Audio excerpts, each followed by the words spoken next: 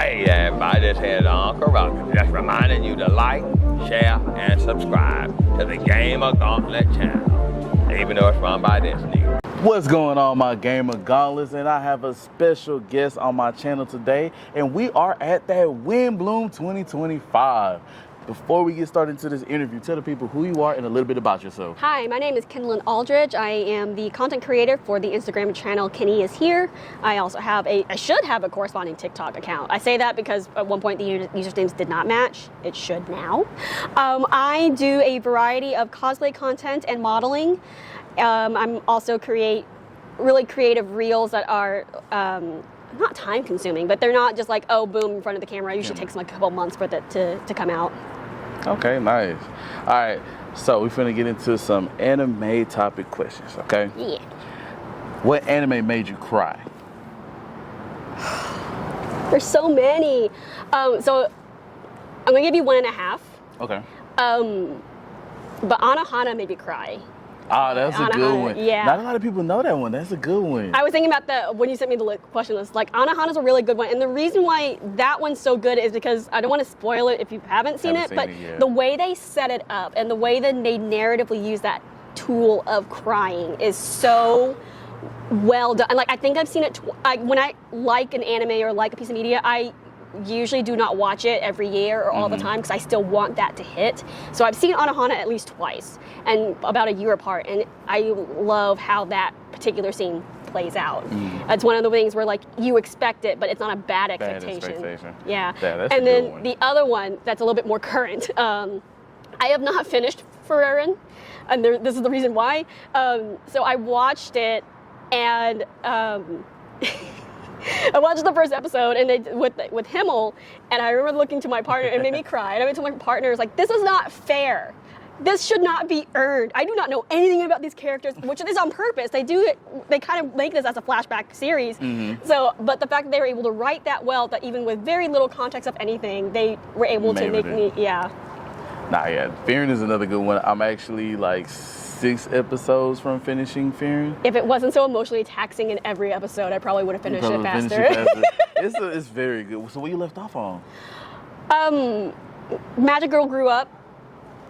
Oh, so you still like in the beginning? Oh, yeah, man. Yeah, no, I think I got through at least the first 3 or 4 episodes because I got to the one where she's asking for the guy to teach her, and he's like, spoiler alert, he's not doing well. And I think I got to the episode afterwards where that girl is now grown up. Oh, you still in the? Oh man, it's gonna get better. I do like if I don't finish an anime, it's not because I don't want to finish it. It's just more of like I know that the emotional toll and the big brainness that's gonna go on. So I'm just like, I will come back to this when I'm in the mood for this.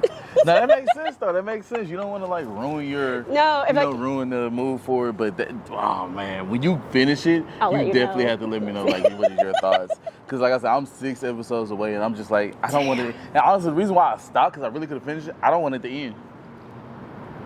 I kind of want, I don't want it to end. I love shows like that. And there's a small tangent that, like, for future us, you can cut this out. But I like to keep everything in. I know, I love doing that, and the camera's like, future Kindle, please insert this. So like when we get here, you can choose to keep this in or not. But so I have a fun fact kind of like that. So my partner was watching Apothecary Diaries. I need to watch that. I was backseat watching, and he gave me the worst set of context for the show, which made me like treat it poorly. Not gonna lie. And so he's in season 2, and we get to like episode, I want to say it's 36 or 38, and the way they handled that scene was so beautiful. And again, I've not seen a full episode of this. I'm just looking up every now and then, but there was the last 20 minutes of that thing where I was engaged. I almost cried. I knew nothing of the series. So I was like, again, this is like episode 36, 38, and I'm like, cool, I'm gonna start from the beginning now. Let's go ahead and start from the beginning. That's what we're finna do. And I was like, I'm getting ready for 38. Yeah. All right, my next question I have for you, you have to pick one, becoming Hokage or a Pirate King. Well, it has to be Pirate King because I don't know the first one. Oh, Hokage is from Naruto. I've not watched, so we were talking about this earlier. Yeah. I grew up in a relatively sheltered, conservative household, so we're someone who's like really big into media and like behind the scenes stuff. There are some gaps in my knowledge that really surprise people. I have seen one episode of Naruto, which I think was the first one. Okay. because it has the nine-tailed fox fighting the village or something like that, the first episode. Yeah. And I remember seeing it, and I'm like, oh, that's kind of cool, and I never got back to it. My mom did try to ban Pokemon. What? Oh, but, man. Lightly. I think she kind of gave up after a while, but we saw all the movies. And I know it after we saw the movies, we saw part of the series. So, but at this point, I would have to say Pirate King because that's the only thing I know. Okay. I guess Swordsman because I do a lot of Zorro. Oh, yes. Fire Zorro, by the way, y'all. Fire Zorro. All right, my next question. Who's the most overrated anime character? Uh-oh. I ain't like that one. Of course, the list just goes out of my brain immediately. So, overrated? Because my brain went to OP. See, thank you. A lot of people don't know the difference between overrated and overpowered. Like, those are two totally different things. Okay, so I might get myself canceled for this, and like this is just because I don't have a specific one in mind that I think is more appropriate. But like, honestly, I kind of think that Genshi from Apothecary Diaries is a little bit overrated, only because, like, again, this is probably going to get me canceled. Like, when I watched Apothecary, I liked it for its intrigue, but because of the demographic that they are gearing towards and getting to write, which is, like, you know, younger women, younger males, people who have a kink for romance in the medieval period times. My problem with Genshi is, like, when he's being, like, just cheeky, that's fine, but there's whole points of this series where it's like, dude, that's like sexual harassment in the workplace. Yeah. And then I have to remember, people fantasize about that shit, and it makes me angry. I'm just like, bro, if this happened to you in real life, you'd be smacking this man. You wouldn't be hee and ha and no, especially in that time period. If you're a lowly apothecary and he's like an official of some kind, maybe you'd be like flattered because, like, you know, you're in a poor state because, like, you're in, like, you know, you're lower class, but I'm sorry, but still, though, that's what got me the entire like, they'd be flirting and having wordplay, like, yeah, great, and then he'd do something physically, like, and I'll be like, bro, we were doing so well. So sorry, like, I still like Genshi, and I still like Mao Mao, but right now I feel like that's the most overrated character in anime right now. I was saying, especially if you get away with everything, you know what I'm saying? Like, and yeah, like, but like, again, to balance it out, the intrigue and the like whodunit stuff they do is really great. I just wish it was stretched out a little bit more throughout the series than where it is. Okay. All right. Name an anime that everyone loves but you don't. My Hero Academia. Oh, that was quick. What is it about My Hero? I don't like their pacing's the wrong word, but I don't like their pacing and execution because there was a point where they have the guy that looks like All Might, who's younger, and this is also the one where they have the girl who can turn people into sand. Like, it's a time thing. And she has a horn, she has a long... Oh, yes, that's right when I fell off. Yeah, okay. So I watched around that period, and my issue was I was really interested in the A story, and they kept cutting to the B story. I'm like, can you please... Because I had no context, so maybe I'm wrong, but which is a lot of my things. Y'all let us know if we wrong. But like, there was also like a special or something where like they had this girl who does music, and she spends the whole thing being like, I don't want to do music for y'all, and there's like a legit reason why, and these people are like, fuck your trauma. I can say fuck, right? Yeah. Fuck your trauma. We're gonna make you do it anyway, because friendship, and that pisses me off so much. And she didn't want to do it. I know that was the same season. But she had the legit reason to not want to do it. And instead of having a productive conversation, like, hey, we understand. We want to highlight your talent. If they could find a way to they was like, man, do this. Do this now. Now, because we're friends. I was like, bruh, the power of friendship does not work here. But like, also hilariously, that's like one of my proudest moments for terms of like recognizing themes. So I remember I packed backseat watches with my partner, and we get to the end credits for that season, which is, I love that song so much. What is it? Hero, right? Dun dun dun dun dun. Yeah. Dun, dun, dun, dun. Anyways, but towards the end of the bridge, she has a line that's almost the exact same wording. I don't know Japanese, but it is the same notes that's in the opener. And I was like, isn't that from the opener? And he's like, I don't know. It's like, it's a very specific thing. I'll show you later. Because she's like, you, hey. No, it wasn't that. I was like, not that one. Go ahead. It's very subtle, but I was like, good on you, composers and people who wrote that, because that ties in so well to the beginning. It's so good. Keep an eye out for that. All right, my next one I got for you is you're trapped in an anime world. Where are you hoping to land at? Hibike Euphonium? Ooh, why there? Well, it's a slice of life of banned people, so I won't die. See, you're the first person on my whole entire channel that actually decided to choose a slice of life. Everybody else been choosing One Piece and other DBZ and. Don't get me wrong. Like One Piece would be fun, but like, if you think of the logistics, I am not a person that's going to survive that shit. That's what I'm saying. I said, man, put me in Your Lie in April or Sing to Me. Your Lie in April, like, do you really? Well, I mean, I guess if you're. Well, it's just slice of life. I'm just thinking there's also like a sickness. So, like, but by putting yourself in the universe, what do you mean exactly? Just in the world in general? In the world in general. Or like where the main characters are? No, we're not the main characters. Okay, Your Lie in April's fine. Or Sing to Me Yesterday. That was a good one. What's another slice of life? What's that romance anime? There's so many of those. I know, I'm trying to think. What are those slices Love is War. Kaguya Love Sama. I'm trying to get my partner to cosplay as the guy.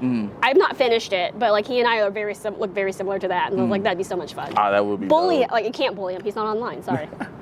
Mentally bully him. Mentally bully him. All right. Who has the worst anime fan base? I don't know if I'm the right person to answer that just because I am so, as you can see, I'm really selective my animes and I don't really engage a lot in the forums. But if I'm quite honest, like if we're talking about die hard, like they're just rude for no reason, I would say sometimes One Piece people are like that, especially if you get into the trenches of it. And you're in the trenches of it now. I'm in the trenches of it now in terms of show, but I'm not in the trenches of it fandom-wise. So like most Thank you. Yeah. So most of the people I have interacted with One Piece, they have been great. But I'm talking about the internet trolls, like, because whenever like I post a Zoro thing, like, so fun fact, if you go to my on my page, there's an If You Seek Amy variation of my male Zoro and my female Zoro, and I filmed male Zoro and I had to reshoot everything because at first I noticed I forgot the belt. I was like, okay, whatever. And then I noticed I forgot the sword. So I'm like, it's fine. You know, I'm in a personal space, whatever. Yeah. And this is like pre-time skip Zoro, mind you. And then I got inside to film the last part of the video and I realized I forgot the damn earrings. So I had to go back and reshoot everything because I knew the swords and the belt was like permissible to forget. Yeah. But the earrings were not. So I think like that's probably like, it's not so much toxic, but when it comes to doing One Piece projects, which I do a lot of, I tend to lean on the side of there's no set time frame, there's no set arc. I like a lot of variety, and I love seeing people's interpretation of things, but I do know there are people out there who are like, no, it has to be by the T. Boom, boom. Yeah. I'm going to pause it right here, Gauntless. We're going to go to the shade. Yeah. All right, Gauntless, we had to make a quick switch around because we thought what was it? The time travel magic? Woo! All right. So last thing we talked about was worst anime fan base, and you say that you believe that it's some parts of One Piece fans. Yes. I also second that as well because of my best friends. I mean, you mentioned, and my favorite anime is DBZ, right? Yeah. And if I mention DBZ, the first thing they're gonna do is, well, One Piece is better, so why are you bringing it up? Yeah. So I mentioned this to him later, and like this is a whole different story I'm not going to tell on here because I've already talked with a lot of tangents, so we can come to a different interview for that. But I ended up watching by accident 900 episodes of One Piece in a month, and now people are like, why aren't we getting back to that? And One Piece is really good. I say it is a good anime or manga to experience once. I probably am not going to go to manga, guys. Just saying that now. But I don't blame you. After you done put in all that work, yeah. Yeah, no, I think I'm effectively 5 weeks behind now in the anime. But One Piece is great. It's so topical and it's a very important anime watch, but I don't know if I would say like, oh, it's the best of all time. I don't really believe there's any best of all times, quite honestly, because I don't have really a favorite anime because it all depends on what life stage I'm in and what I'm watching. So it's like, oh, what's your favorite anime at the time, or like a list. That's hard to even say the best of all time. Yeah, like because what if the best of all time hasn't happened yet? Yes. And also, if there is the best of all time, what's to make us want to make more things?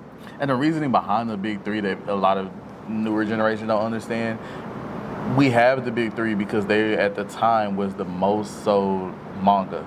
You know, Naruto, One Piece, and Bleach. My question is, what do you consider to be the big three anime-wise? Not so much manga, but anime. Anime-wise, I definitely got to put DBZ in there, just because I feel like, and honestly, like DBZ is like the godfather of anime to me, and I've always told people that because yeah, I can see that. A lot of people was influenced by DBZ. A lot of the 2000s, 90s, 90s, 2000 anime was influenced by DBZ. Even, matter of fact, even till this day, you still have cartoons. Now we're getting out of the anime realm. We have cartoons that had different styles of DBZ in there. Amazing World of Gumball. Literally, Gumball went Super Saiyan. Like, literally. The hair, the sparks. I've not seen that show either, but I know who you're talking about now. Yeah, like, Adventures of Billy and Mandy. Yeah. They went Super Saiyan. Codename Kids Next Door. Like, it's ingrained in so many things. From Cartoon Network to Nickelodeon to even Disney. So, like, I just, honestly, feel like that Dragon Ball Z is the godfather, so it has to be in there. 2, I have to keep One Piece in there. Only reason why I'm saying that is because One Piece also made so much impact on a lot of people's lives. You know what I'm saying? Yeah. Like, and One Piece is that next big thing that, like Tom Brady wore a whole One Piece shirt. Like, all the stuff he had to go through to get approved to wear that shirt? Really? Yeah, like you got to get approved. If I'm famous now and I want to wear this DBZ shirt, I have to go through my manager. Okay. They have to go through all this stuff to even approve of me wearing. It's like when you have to get the rights for a song. Yeah, so you got to go through all of that just to get it cleared.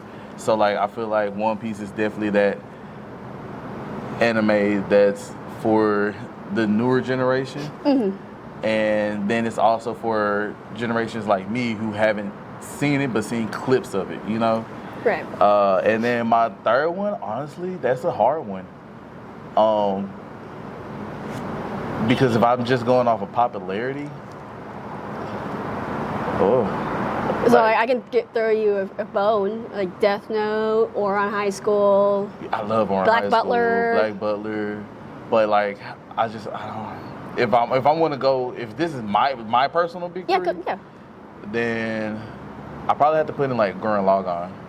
Okay, I don't know what that is, but cool. Gurren Lagann is really, it's a really good. It's kind of hard to explain like what it is too. It's like one of those like, okay, how do you explain this anime? Just you had to go watch. I'm not gonna lie. It's like one season, so like. Okay, yeah, that's not bad. So it's all right. Old 2000s kind of era, like 05-ish. But that would be my top 3. No, what about you? So like I kind of listed them because like I didn't really get into anime until like 2015, 2016. Like I had seen bits of Pokemon, I'd seen at least one Naruto episode, but I never really got into it. But my first anime I ever watched was Sword Art Online. Oh man, and the first season's iconic. I don't care what you say about the show itself or how the franchise has gone. That first season is like a great gateway to the anime itself. Mother's Basement, which is a completely different YouTube channel, he does a phenomenal job of breaking down Sword Art and also talking about the plot holes and how he would rewrite season 2. He's even talked to the cast about the show. It really does have an impact in your like starter anime. I think after that, I saw either Ouran or Death Note first. After that, my favorite story to bring up with Black Butler. So I do sub and dub depending on what it is. Like, so I watched One Piece in dub but Netflix only had like the Japanese to English translation, not the actual English caption. So I've seen what the Japanese translation is, and sorry guys, I think it's funnier in English, just in terms of how grammar works. But with Black Butler, I didn't even know they were in England. I thought, I thought they were like just in like a not like because one of my biggest complaints about the Asian culture and Asian media, and especially in Western eyes, is that everything takes place in the feudal period. There is more to Asia than that. Do you hear me, Avatar people? I'm so mad about that because I thought with the new one we were going to jump. Because Korra, we get through to the steam. Korra, yeah. Yeah, and now I'm being told for this earthbending shit we're going backwards. Oh man. God damn it. Anyways, but with There's so many mini interviews going on in here. But with Black Butler, I thought like, oh, we're just like in that period of Japan. It wasn't until I switched to the English dub, I'm like, we're in England. Yeah. I love Black Butler. And that one line, I'm just one hell of a butler. And then there's another line he introduces like somewhere in season 2. Oh man, what was it? Wasn't it Simply Something? Yeah. Simply no, that's simply one hell of a butler, but there's something else that he says. Well, we can figure it out. We'll look it up later. I'll just drop it in the video. If you know, comment. All right, what's the most slept on anime villain? Or who's the most slept on anime villain? Slept on anime villain? Slept on is in like a good way, right? Yeah. Like, don't get enough recognition. I'm running through my brain. Insert like Jeopardy music. Or SpongeBob's like an eternity later. That's a hard one. I will say... Okay. I know there's a better one in my brain, but the one that's just come to mind is that lady that leads the foster home in Promised Neverland. Oh man. Because she is evil, but it's the whole thing of like a vicious cycle, right? Cycle, yes. So she has her reasons, but that doesn't justify her actions. And my favorite thing about watching Promised Neverland is I like to point out, like, I'm the person who points out the meta stuff when we watch shit. And my favorite thing is like when they're in the library or whatever, the way the camera pans. And I think it's intentional because it's like, bro, you're saying this out loud, like someone could hear you. And then you find out at the end that she's kind of been doing it. Yeah, so I love the way that cinematography works in that particular anime series because like you think someone would hear you, and obviously someone did, but she didn't do a whole lot to actually stop them. So I think that aspect, she's like a really slept on character to talk about motives and education. That plot twist is man. I love that show. Nah, I didn't see season 2 because everybody told me not to. Everybody said season 2 did not stick with the manga. I don't always read the manga, so I don't know about that. It's definitely not as strong as season 1. If I'm thinking correctly, what happens at the end of season 1? It's been a little while since I've seen this. If I'm not mistaken, they like did they make it to the other side? Okay, I may not have seen season 2 then. I haven't seen season 2 either. Okay, then I haven't seen season 2. All right, so my next question I have is, you get a chance to build your dream anime squad. My dream anime squad? You can only pick 3. Who are you picking for your dream anime squad?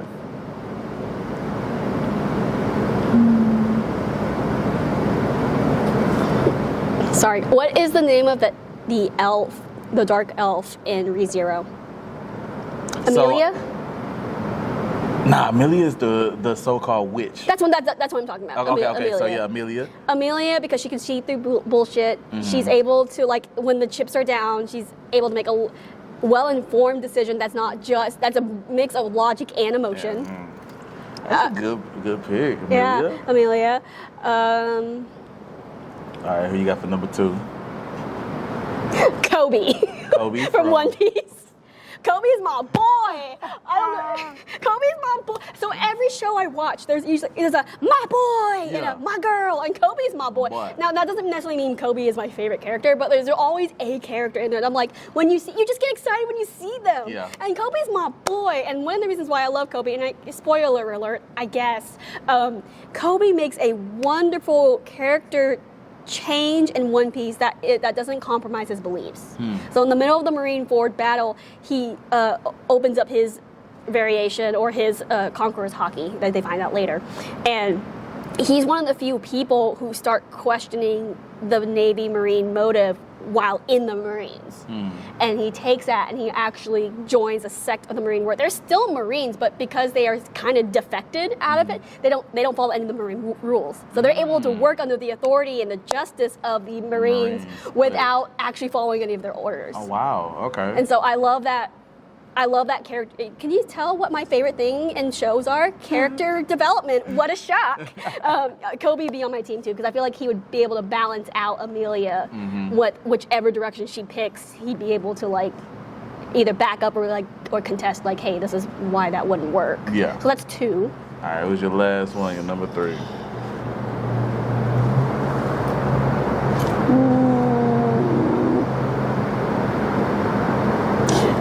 Okay. person if I choose Sebastian because technically CL is a carry-on. Yeah. Either way you look at it. Yeah. Sebastian, because he's great. I mean, you gotta have him. Yeah. So yeah. I called him a carry-on. I mean, basically he is though. We don't want him. We want Sebastian, but we have to bring him. Well, they complement each other anyway. They do. Yeah, no, I definitely would be Sebastian. Okay. So we got 2 demons at least. So we have Amelia, Kobe, and Sebastian. I love it. I love it. All right, my next question is, who's the most hated anime character? In my opinion? Yeah. Who's the most hated on anime character? Like hated on justified wise or just like, what's the context of this? I don't say justified. So first, okay, for example, I say Goku. I feel like Goku is one of the most hated on characters because... Okay, like as a mass media type thing. Yes, as a mass media type thing. I feel like Goku... I know who it is. It's the guy from Full Metal Alchemist. Oh, Shao Tucker? Oh, yeah, most definitely. That should be everybody's answer. I don't know why nobody don't sit here and just the community don't... Like, if you're talking about my opinion, then I have a different answer. But, like, if you're talking as a mass media... Okay, but what's your opinion? My most hated... Shit. I feel like I rewatched something recently that I was like, God, fuck it, get out of here. I got you while you work. Have you ever seen this show called A Cell World? I know of it, but I have not seen. Okay. That's another one I've actually watched. Okay, I'm not even gonna say it. It's a character that I can't stand on that show. Oh my gosh, I can't stand that character. Okay, it's not anime related. That's cool. But the one that comes to my brain is I recently rewatched the Cheetah Girls. Galleria, shut the fuck up! Bruh, like, she's talented and all, but like the way she just ostracizes her friends in the entire movie, and then like my sister and I, we were watching it, and like the whole point where they get together and like sing, like, this is not earned. Galleria has not fucking learned her lesson. I'm sorry, chat. I'm sorry. I made my mic fall down. She said Cheetah Girls. Oh my God. Gabriella, but you do too much, Gabriella. You do. And then she doesn't learn because she pulls the same shit in the second movie. Now, granted, that was a little bit more justified because they're there to do a competition and they're just like, wait, tourism. But no, we really watched Cheetah Girls 1. We're like, Galleria, like, everyone, like, oh my God, my sister brought up the whole point where like she thinks that they sold out and did the deal. It's like, you telling me she doesn't recognize her friends at all, even with a mask on? And then, like, the talent show gets disrupted because of Galleria, and because she does not know how to take care of Toto because she's always off doing something else. Always. They ruin the talent show, and they're like, it's like, and they go perform with them. It's like, what? No! That's a good one. I love it. Oh my God. It's not anime related, but like that's... I don't care. I love it. All right, who's your most underrated anime character? Mine's Simone from Gurren Lagann, by the way, y'all. If y'all haven't seen Gurren Lagann, y'all should totally go watch it. It's gonna put y'all in y'all feels.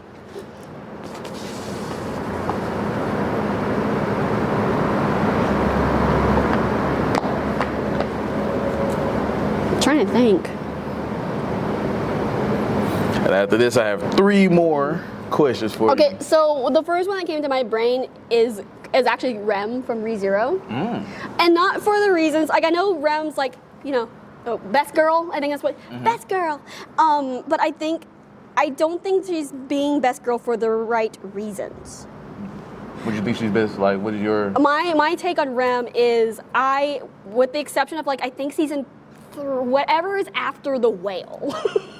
Season 2. At the time, season 1. Okay, but like there's like a 3rd season or something that came out like 2 years ago. I haven't seen the 3rd season. With the exception of maybe that season, which wasn't bad. It just like it's not as effective as the first 2 in my personal opinion.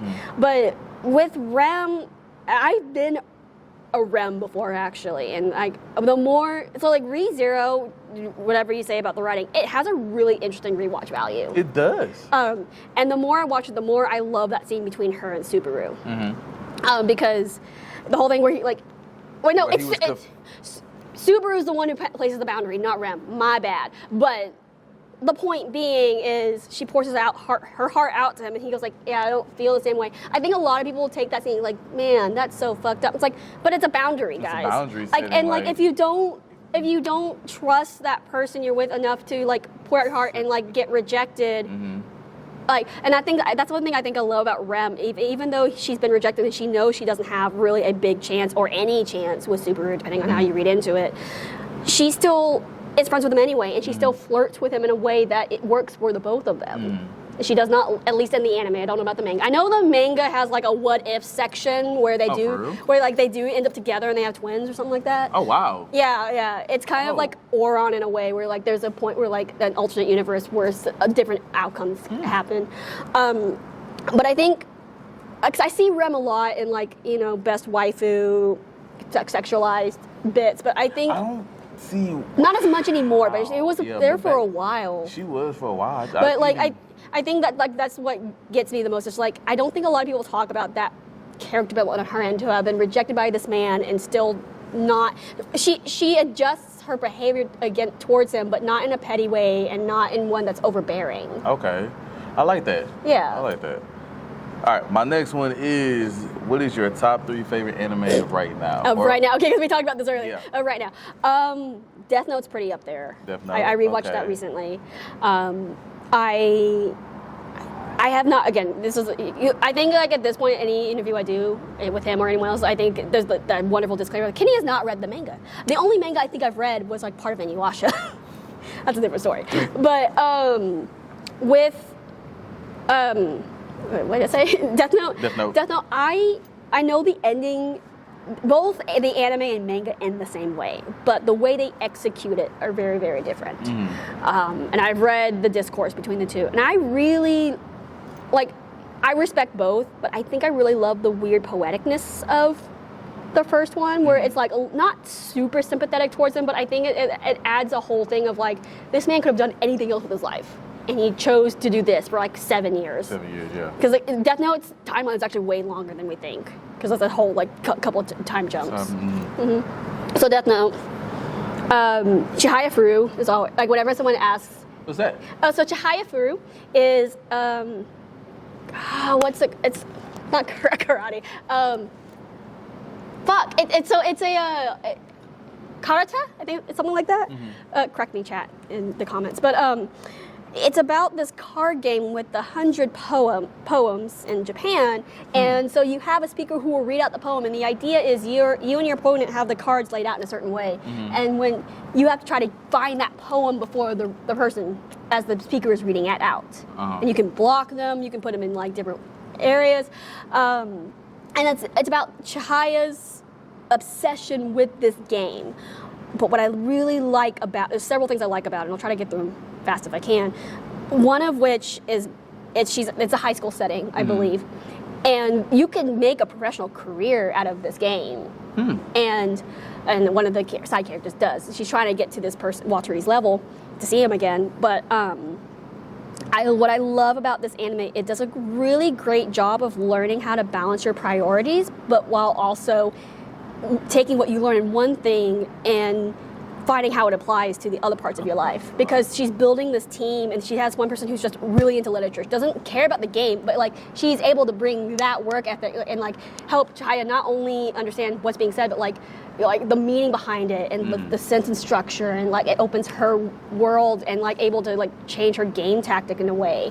She chooses like people who don't love this game nearly as much as she does, because she needs to create a group to keep the club, and she also learns throughout the show like, hey, even though this is something you want to do, you still have to think about your future in a logical sense. So throughout the show, she still really loves the game, but she learns in a way like, how do I balance myself in case this doesn't pan out? I like the real world. And also like, this is an anime where this is a hit or miss in any form of media, TV show, movie, anime, audiobooks, video games. I say audiobooks lightly because that doesn't really apply there, but I'm just throwing it out there. But the way they do their music is so wonderful, and a lot of them starts with like a so it gets your attention, but like it's one of those shows where like when that motif a motif comes up, you know something's going to happen. Yeah. But it's the wonderful like staccato notes they have in a very specific theme that's just like, I gotta lock in. Something's gonna happen. And then the Chihaya theme with like really pretty violence. It's a wonderful sense of wonder that it's just you put it all together. It's just so good. And they have a wonderful mix of animation tactics. I could tell you which scene that movie like that. There's usually some shows where like there's a specific scene that I'm like, I get it. And that was what I had with Chihaya, where she's playing with Watari for the first time. Because it was kind of okay. And then you get into the game, and as she's discovering the game, and that theme comes on, and he moves the card out of the way, and it goes from 2D animation to 3D. Oh, okay. And you kind of good animation like that. And it kind of flips the camera so you can see like from underneath. And as Chihaya is having that breakthrough moment, you're having that breakthrough moment. It's just it's so wonderful. Beautiful. Yeah. That's beautiful. So Chihaya's one. Third one. So Death Note, Chihaya. Honestly, like Hibike Euphonium. Hibike who? Euphonium. I don't think I heard of that one. Yeah, I mentioned it earlier. No. No, you told me about it earlier. I mentioned it early in the interview. So Hibike Euphonium is about, I think, they're high schoolers. I think. They just graduated middle school to high school. And they're in band. The band that has a celloist for whatever reason, because apparently that's a thing. I don't know, guys. Here in Texas, we don't do that. At least in Garland ISD, we don't do that. But I think in some places where you don't have like a full orchestra, or you have like it's something weird like that. But in that particular anime, it's kind of similar, where they want to improve this group so they can win at this competition at the end of the year. Now, the cool thing about Hibike is it's a slice of life, and it's so wonderfully wholesome and relatively realistic. But it kind of like Chihaya does, it talks about passion and not the consequences, but how do you take that passion and turn it to something productive? Because you can be passionate about something and it still not go through.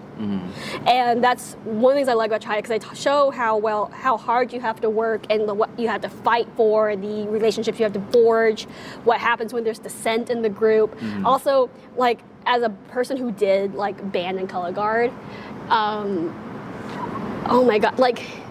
The animation in this is so just wonderful in general, but there's a point where they're on stage and the lights are kind of blinding a little bit, but they also like animate like little dust specks that fly by, and then you have the sheet music, and the sheet music has a little bit of a glare from it because it's under the lights. I love when anime like pay attention to details. I need to see if there's any behind the scenes for what the references they use to musicians, because the musicians, they also move. They move like a real person would when they're into their work. And like their lighting animation, that and like Violet Evergarden. I heard a lot of good things about that. Your Lie in April. Great. Wonderful lighting. Beautiful lighting. I think it was one of the first ones my sister showed me. She said she found the show because she found a gift. Oh, March come in like a lion. March coming in. Oh, you seen it? Yeah, I haven't finished it, but man, that's so beautiful. Talking about things that like the only person who knows how to play on that keyboard, like talking about going back to like the whole thing of like, just because something predictable isn't bad. My favorite thing from that show, from where I've seen of it, is when he's running through and you're like, please do the anime yell, please do the, and he does it, and it was like, yes! And I think it's the scene afterwards or towards the end where like that person catches him having this outburst, and I love the words she says to him. I am so privileged that I got to experience this with you, because he's always stoic, and she's like, in the way she says, she's like, I love that I was here for you to see this. Yeah. Because you're never like this. That's a good one, y'all. March Comes In Like a Lion. Rascal Does Not Dream of a Bunny Girl Senpai is also a really good one. That's a really good one. I also love Bump Chicken. I haven't seen that one. No, that's the person who sings the theme song to March Like a Lion. I was like,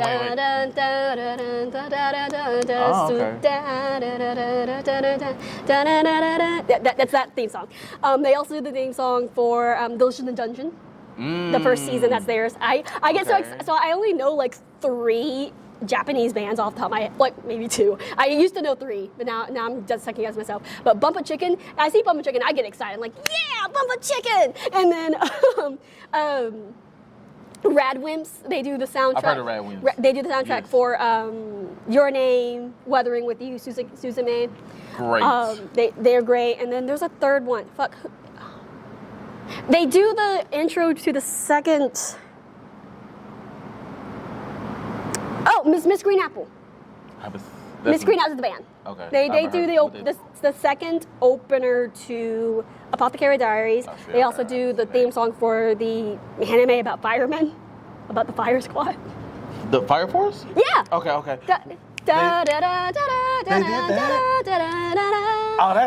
a fire.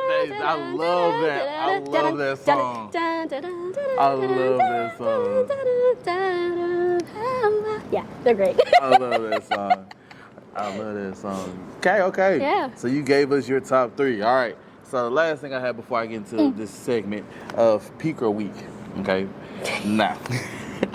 Okay, so why that facial expression? Remember, I'm very select. So he's going to read out some things, and I'm going to have no idea what these are. So I'm just going to, based on title alone. Just based on title, and you can't explain yourself. Nope, I won't. You just got to Peak or Week. I'll do my best. But my last thing I have for you is, what is your hot take no jutsu? So, what? Well, okay, so I have a podcast called Hot Take No Jutsu. Okay. And so it's where we talk about a bunch of different anime hot takes. Okay. So what is your hot take no jutsu? So what is your anime hot take? Fuck. I don't. If you don't have one, that's well, I guess like I said it earlier that like the Apothecary Diaries is good. It's not like the full hype. It needs to decide, is it a whodunit or is it a romance kink show? I hate saying that because it's not a kink, but I just, again, people fantasize about those. I can't wait to see the comments of this video. All right, my gauntlets. Let's get into Peak or Week. This is a new segment that we're starting, and if y'all already that wasn't part of it. Okay. Oh. I thought we had started. Oh, no. I was what? I thought you were reading the anime titles to me. All right, so I'm going to say the anime title. I'm going to say the name of the anime, and you just say if it's Peak or Week. Ready? Go. Naruto. Peak. Okay. All right. One Piece. Peak. Bleach. Week? Ooh, Hunter x Hunter. Week. Oh, she said weak. Demon Slayer. I think where it is now. Okay, so because I'm not going to explain too much, but I've only seen like the first 2 seasons, like before the train. Mm-hmm. So, but from where I've seen people do now, week. Ooh, okay. JJK. I'm gonna say peak for that one. Okay, My Hero. Week. Fairy Tail. Is there a mid option? I know, Peak or Week. Week. All right, there we go. All right, Black back Clover? to our Pick of Me. Yes, Black Clover. Peak? I have no idea what that is. Oh man. Yeah, you said it right. Okay. Blue Lock. Week? What is that? That is a soccer anime. Oh, week. Dragon Ball Z, peak nostalgic or weak writing? I'm gonna say peak nostalgia. Okay. Since you gave me that, like, you gave me context for that one. Dragon Ball Super, peak or weak? So it's another spin-off from Dragon Ball? Or? It's a continuation from Z. But it's its own kind of thing. A lot of people don't like it. I'm gonna say weak just because I have no basis to call it peak. Okay. I know, like, even though I haven't seen Dragon Ball Z, I know I've seen enough of it to like understand. Yeah. Tokyo Revengers. Revengers or Avengers? Revengers. Okay. Weak. Okay. Death Note. Peak. Oh my god, I almost messed that up. SAO. Peak. Okay. Baruto.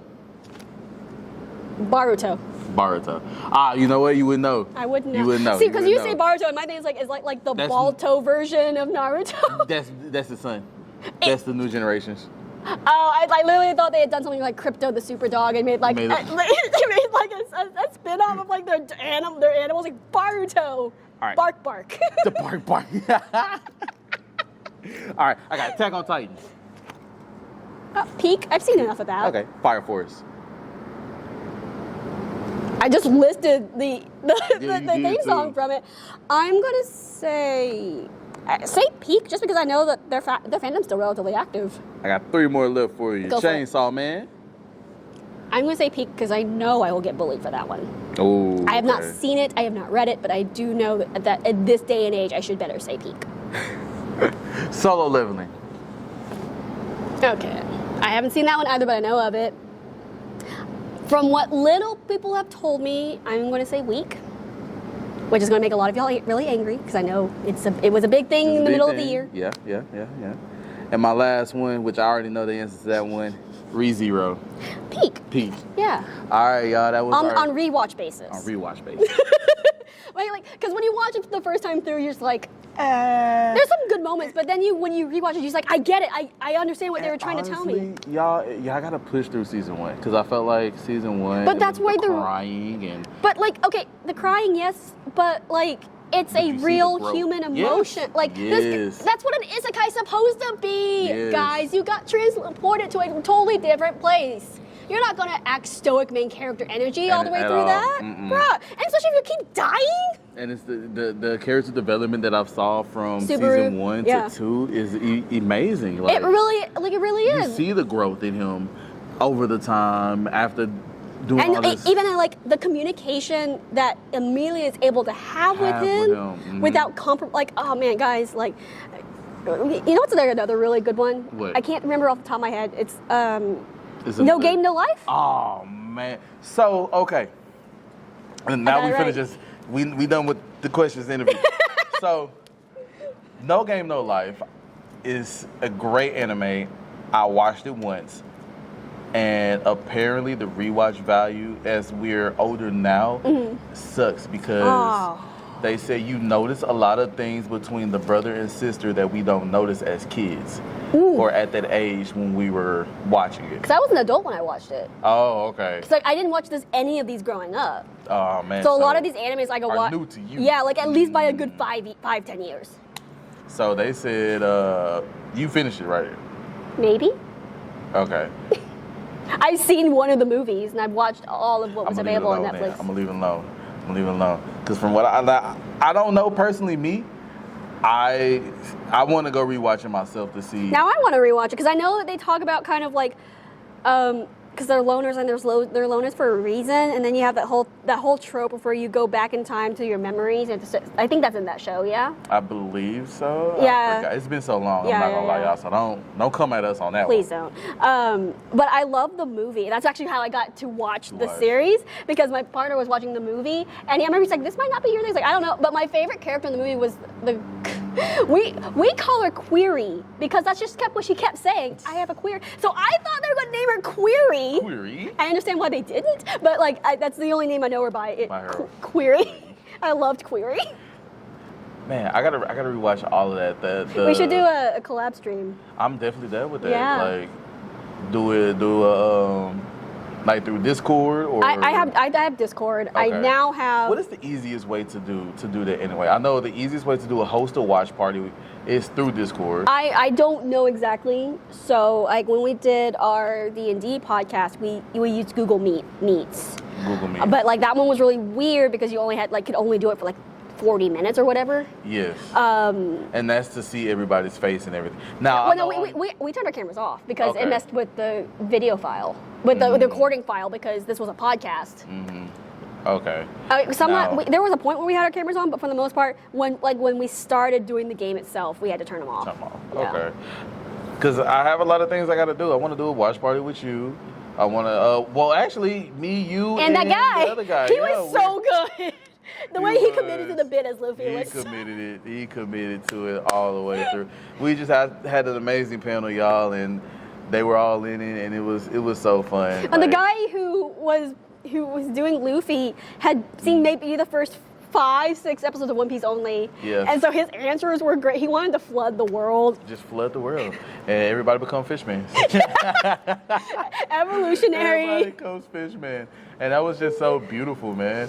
And then he won. He was like, if I win, every time, granted, each round he was in, his margin of winning was lower. It was the gaps were getting closer every time. Because when he first started, it was a landslide, and the second one was And then the third and fourth one was like, barely. And then even when he was playing the other guy, like I think he's just he said he trained in improv, so that explains a lot. That explains a whole lot. That explains a whole lot. But all right, my gamer gauntlets, before we log off though, is there anything else you want to tell the people? Tips, tricks, and tell them about your... Yeah, so I am, okay, let me press, the cast list is closed, guys, so please do not comment saying, I want in, because it's closed. It's closed. Sorry. It might even be done by the time this video comes up. I don't know. So, but I am organizing a fancy One Piece group shoot with Mad for Munch, Brando, JF&K, Sandy Witch, Dusk Hatter, Jen Geneva, a Meow co-star, cosplay, sorry Jen, Shogi Visuals is one of our photographers. Drew FM 101 is our videographer. For as far as I know, right now, E-Wide is our second photographer, but we might need to swap him in case life things happen. That's 5. Star Enterprise is our Usopp. I'm gonna get because that's I named Luffy, Robin, Sanji, Zoro. Just list Nami, Usopp. Who am I missing? Brooke and... Well, okay, so we're not doing those. Sorry. Okay. The semi-original.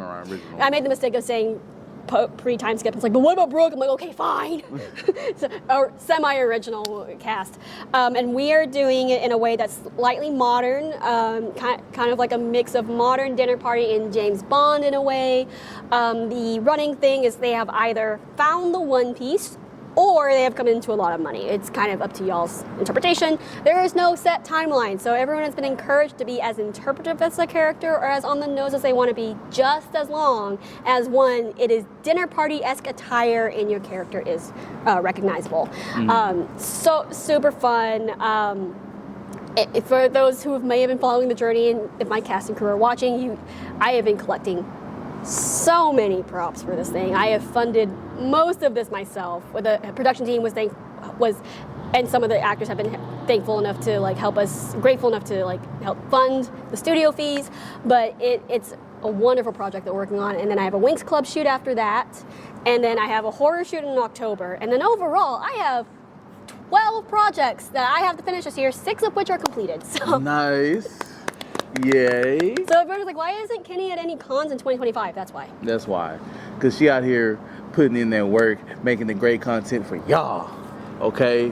For y'all. So, my gauntlets, y'all go give her a follow on all social media platforms. Matter of fact, list all your social media platforms. Well, it's mainly Instagram and TikTok. Okay. If you really want to get in the weeds, I have a YouTube channel called Kenny with an I. It is not active. I will not be resurrecting it, but it is there. It's still public. So if you really want to get into the Kenny lore, you can get into that. But no, mainly Instagram and TikTok. Instagram is where I'm the most active and most responsive. I don't understand TikTok that much to really care about making it big on there. Honestly, it's more of a testing ground. So if sometimes you'll get peeks at videos early on TikTok that will later show up on Instagram.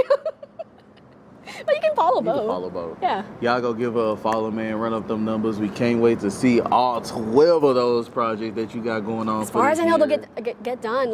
We got through 2 of them. We got the high fashion Junji Ito beach shoot done a few weeks to a month ago, which that was when I was like, I have no idea if that's going to get done. And we just got done with Pool Zero yesterday. Amazing. So y'all go give her a follow, like, share, all that. Y'all give her the Gauntlet special love. And is there any tips and tricks you want to give people as far as cosplaying or starting to do what you're doing, like breaking down projects and making these cast movies and stuff? I think that it's more of what is your intention? Find out what your intention is, because I was a freelance model for 2 or 3 years. 5 years before this, technically, but I was active 2 to 3 years, and then I took a hiatus. I decided to return this year, actually. So there's nothing wrong with wanting to get the numbers, wanting to get sponsorships. That's all well and good, but you have to really figure out why are you doing what you do? Because for me, it's mainly for fun, but if something comes from it, then great. I don't pay attention to the algorithm too much, but I would be lying if I didn't pay attention. If I said I didn't pay attention at all. Yeah. But like, you have to find out when you're doing your thing, are you doing it for clout? Are you doing it for attention? Which both are valid. Mm-hmm.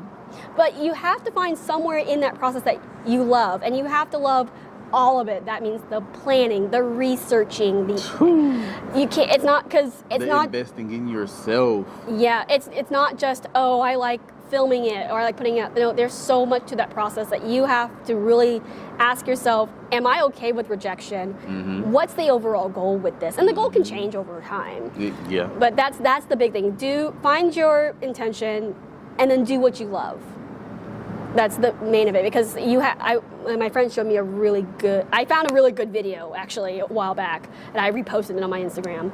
It's like, when it comes to cosplay specifically, really anything, but cosplay specifically, the audience should come last. You should be the one to love it first. And the audience come last. Yes. Yep. And that's what makes everything you do gold, because when you focus on yourself and loving what you do, mm-hmm. the right people is going to come along. Exactly. Your fandom, your community will find you. As long as you are consistent and you're true. I don't want to say like true to yourself, because that's a tricky slope, because you guys don't know us personally. Mm-hmm. Like, we may give you a lot of information about our lives, but you really don't know deep down. Right. So I don't want to say true to yourself, because you should always have a boundary when you're doing content creation. Always. Yeah. But true to like what your core values are, whatever they are to you. Mm-hmm. That's my advice. It's just, don't worry too much. Unless you're like actually making money from this, then yeah, you probably should worry about the numbers. I know it sounds contradictory, but like that's the reality of it. Yeah, that really is. But if you're starting out, start investing in yourself mm-hmm. first. Like my favorite thing is, like, most of my cosplays come out because I found them funny. Mm-hmm. Like Pool Zoro, like I have a Pool Zoro where my weapon of choice are 3 pool noodles, and I have 3D printed handles that go in the noodles. I saw that. That's dope. But that made me laugh first. Like, what's more hilarious? What's hilarious? 3 pool Zoro, 3 pool noodle Zoro. So that might be some advice. Hey, y'all know my gauntlets, like, just like I always say, when I first started off, like, I started doing this, and I'm still doing it for fun. It's mm-hmm. just now I'm fun with backing. Yeah, that's what it is. Like, now it's just, like you said, fun with backing. It's just so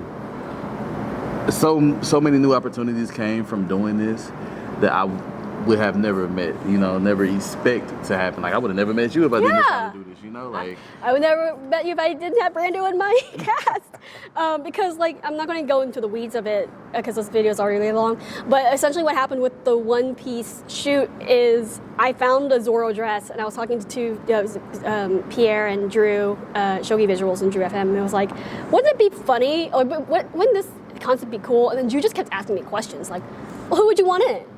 Where would we do this? I'm like, those are great questions. Let me go ask, I guess. Yeah. And I always say, like, yeah, that came out by accident. And then I didn't even think it was going to happen this year. But I was like, because I already had 8 projects at that point. Mm-hmm. I decided to return to modeling. I reached out to, like, the photographers I had worked out prior. I don't even think I was focusing on cosplaying at that point. But within 48 hours of me returning, I had, like, 8 projects lined up. Great. So we were doing the production meeting for the One Piece thing. It's like, when would y'all be thinking of doing this? Thinking early 2026, because people have to get their costumes and whatnot. How about September? Wait, well, I don't have any projects in September, so yeah, could work. But yeah, it really is just like trusting yourself, investing in yourself, and just be in the early stages open to anything. You should always be open to anything. Always. But there comes a point where you do have to say no. No means no. If I sound contradictory, it's because that's how the performing arts is. It is a tightrope balancing act full of contradictions. It is.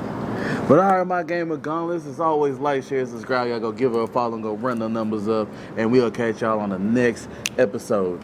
Peace. Bye.